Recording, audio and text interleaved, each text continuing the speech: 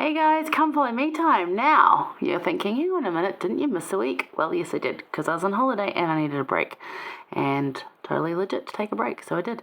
It wasn't a teaching week that we would have been taught at church anyway, and I figured, you guys have got this.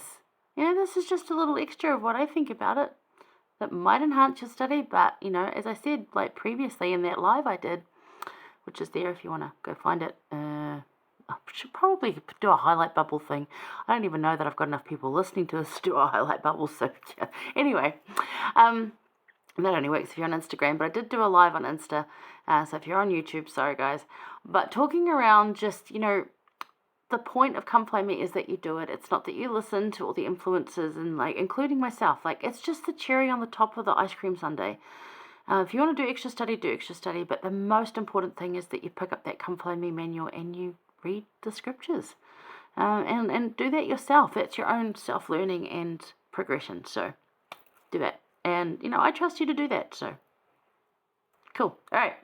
Anyway, this week we're in 2 Nephi 26 through 30, and I've basically done one insight per chapter, although there are different things happening in each chapter, obviously. But Nephi's still teaching here. He's still quoting Isaiah. He's still teaching Isaiah. But he's also continuing, as we talked about a couple of weeks ago, where he started quoting Isaiah, or more of Isaiah, because he'd already done a little bit, that he will now break it down and make it easier to understand, because, as he said to his people, Isaiah wrote hard, it's hard, I get that. And he said, I understand it because I lived in the Jewish, area, and, I know this, I was brought up on it. You guys aren't going to be so familiar with these things. It's not going to make as much sense to you. You don't know the area that he's talking about. You don't know Jewish customs and laws, and Nephi did. So he's like, well, I'm going to explain it somewhat, and Nephi's wonderful, easy to understand words, and we love Nephi for that. So this is what he's continuing to do, just to break it down a bit and make it a little more understandable for most of us, because thank goodness, right? Okay, so chapter 26 is talking around when Christ will come to the Nephites and minister to them. So this is kind of describing living in a Zion state, which we read about in 4th Nephi, where it's very short because basically nothing happened because everyone was living in the Zion state. And, when you write in your diary, it's because you've got some sort of angst, or you journal we don't really journal just the everyday good happenings, because it becomes a little mundane. Although it's not mundane, it's actually a really lovely way to live. But there's no big dramas or wars or contentions or ugliness or things that we get spiritually stretched on, where we feel we need to pour out our souls, which ultimately leads to that pride cycle downfall, because we become complacent with our relationship with Heavenly Father. So there's something to watch for in there. And so, there's something also to be said for having that little bit of soul stretching every now and then. As much as we don't like it, it keeps us connected to Christ and to heaven and to prayer and all those things. So, yeah. But anyway, first of all, I wanted to bring up verse 4 says, wherefore all those who are proud and that do wickedly, the day that cometh shall burn them up, saith the Lord of hosts, for they shall be as stubble. Now, this is a farming analogy. Jesus uses this himself. John writes about this. Isaiah wrote about this. Many prophets have said something akin to this or similar. It's a farming analogy, or they're always an analogy. Jesus is not literally going to chuck fireballs at people and burn them alive. That is not what he does. He is not that kind of Jesus. That's not a Jesus thing.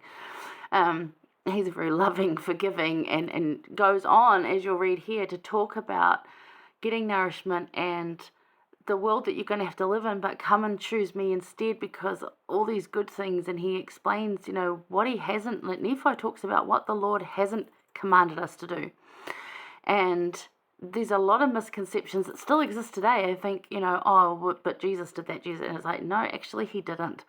But what he did do and what he did say, focus on that, and don't, blame things on him that he didn't do. So it's interesting. It's an interesting concept to think around and look through. But yeah, this is a farming analogy, in that farmers, and I have notes here, so agricultural burning is what it's called, and helps farmers remove crop residues in the field after harvesting grains, especially such as hay and rice, which were huge in the regions that Isaiah lived in, that Jesus lived in. Rice not so much, but hay definitely. They had any type of grain Rice is a grain. It's, of course, a gluten-free grain. So is like lentils, those kind of things.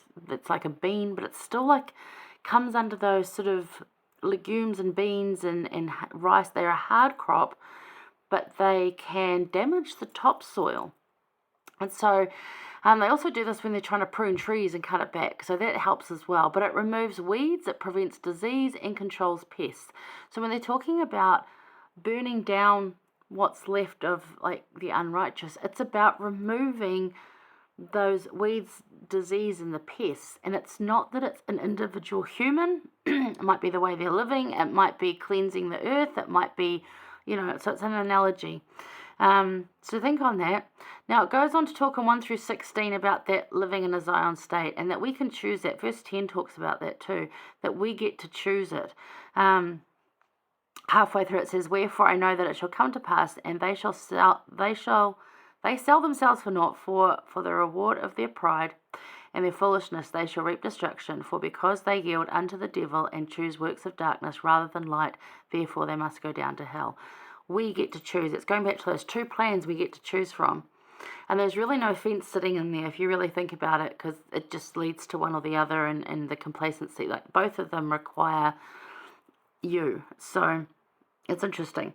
But yeah, that's in there. So you get to choose. You can deny Christ's gifts or you can live in his miracles. It's really just that simple.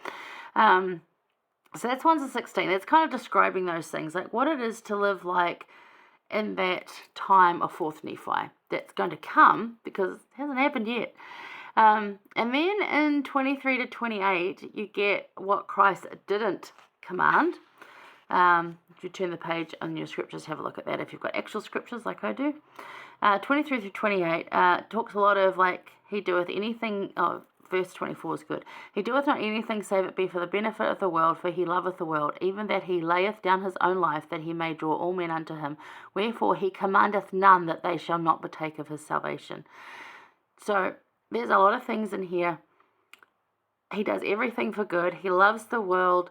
Salvation's for all. 25 through 28 is lovely, talking about it's real love for all. There are none forbidden. 28 specifically, there are none forbidden from coming into Christ. He did not come out. He did not say, "Oh, only you people and anyone else that doesn't earn enough or doesn't look pretty enough, doesn't have as many followers on Instagram or isn't popular on TikTok." No, nothing like that. Everybody, everyone, even those people you don't like. Yeah, it includes them. It's everyone. So if we are not feeling part of him, that's our choice. And it's like, "Oh, well, we didn't choose to feel that way." I'm like, no, but you can choose to feel that way. You can choose to make actions to feel that way. I'm not invalidating your feelings. If you're feeling that way, then you're feeling that way. And for whatever reason that happened, but you can still choose to live after that manner of happiness and to choose to look at those things and to start feeling that way. Be open to that. That is possible. 29 through 32 in this chapter 26 talks about what the commandments actually are. And 33 is really good because that's the things we bring on ourselves and others. So let's read that as well. It says, "For none of these iniquities come of the Lord." It's talking about the commandments and the fallout from them. "For he doeth that which is good among the children of men, and he doeth nothing save it be plain unto the children of men. And he inviteth them all to come unto him, and partake of his goodness, and denieth none that come unto him, black and white, bond and free, male and female, and he remembereth the heathen, and all are alike unto God, both Jew and Gentile." So he's including here even those that don't know about him or believe in him. He's still got room for you. It's just lovely that all of those there. So the question in all of this being that this is your privilege to choose. Are you living up to these choices? Are you taking advantage of these choices? Are you looking at the things that could be better? Because we're all privileged to have this. It's a privilege we all get. And usually privilege is done like, "Oh, you're privileged, it's a bad thing." But this is a good privilege. We all get those choices. All of us. No matter what the circumstances, those are ugly circumstances, we can still choose how we believe, how we feel, how we act. That's our choice. So are we living up to that? Are we making those actions that reflect that? Let's have a think on that. All right.